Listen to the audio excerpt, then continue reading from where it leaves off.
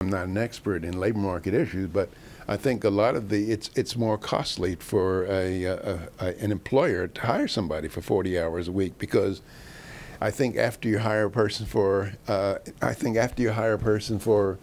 more than 30 hours, I think you incur some costs that are greater than if you keep a person you keep an employee under 30 hours a week.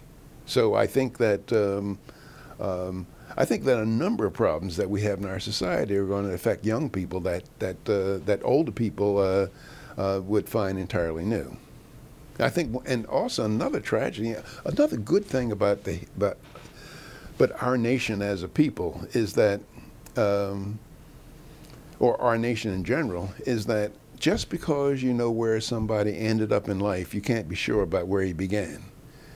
And that is, there's been throughout our history such mobility where people can start at the bottom or start at modestly and move to the top or near the top. And I'm afraid with all the regulations and that we see, that kind of United States will not exist for future generations. Some of the health regulations, some of the health laws had a lot to do with the reduction in the work hours. That is, employers are not idiots. That is, they're in there to make money, and they're in there to serve their stockholders.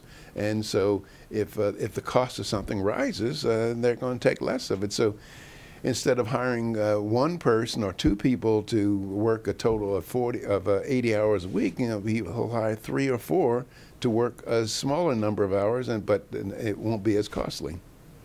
Now, I think, yes, Obamacare is, I think it's an awful tragedy for our country.